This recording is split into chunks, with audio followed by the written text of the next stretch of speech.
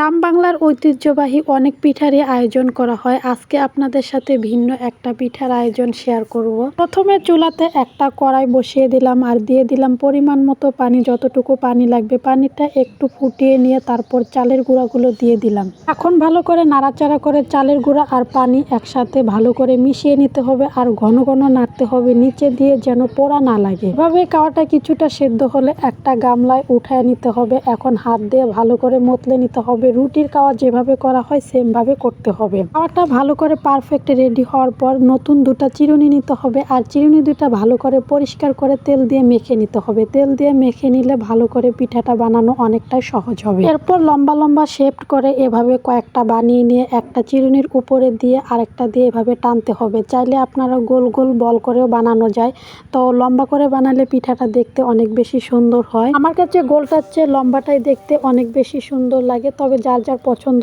অনেকে গোলটাও বানাতে পছন্দ করে, অনেকে লম্বাটাও বানাতে পছন্দ করে, তবে আমি সবগুলাই লম্বাটাই বানাবো। যেহেতু আমরা অনেকগুলা পিঠাই বানাবো, তবে সবগুলা পিঠা বানানোর ভিডিও করা হয়নি, কিছু ভিডিও কাট করে দিলাম। এখন পিঠাগুলা ভাজতে হবে। চুলাতে একটা কড়াই বসিয়ে দিলাম, পরিমাণ মতো তেল দিয়ে দিলাম। তেলটা একটু গরম হওয়ার পর পিঠাগুলা দিয়ে দিলাম। কড়াইটাতে যতটুকু পরিমাণে পিঠা একসাথে ভাজা যাবে ঠিক ততটুকু পরিমাণে পিঠাই দিব। যেহেতু কড়াইটা একটু ছোট, খুব বেশি পিঠা একসাথে ভাজা যাবে না, পরবর্তীতে আবার দিয়ে ভাজতে হবে। পিঠাগুলো ভাজার জন্য চুলাতে আগুনের পরিমাণ হালকা করে রাখতে হবে, খুব জোরে রাখা যাবে না। জোরে আগুনের পরিমাণটা থাকলে তখন পিঠাগুলো পুড়ে যাবে, আর হালকা করে থাকলে আস্তে আস্তে ভাজা হবে। এই পিঠাটা কিন্তু আমার অনেক বেশি পছন্দ, খুবই ভালো লাগে এটা খেতে। আচ্ছা বলেন তো আপনাদের এদিকে এই পিঠাটাকে কি পিঠা বলে? আমাদের এদিকে এটাকে চিরুনি পিঠা বলা হয়। তবে আমার কাছে মনে হয় সবাই হয়তো এই পিঠাটা চিনে না, অনেকে চিনে, অনেকে এই পিঠাটা কখনো দেখেইনি। এটা একদমই একটা আনকমন পিঠা, যদিও এই পিঠাটার প্রচলন সব এলাকায় নাই। প্রত্যেকটা পিঠার প্রচলন প্রত্যেকটা এলাকায় থাকলেও এই পিঠাটার প্রচলন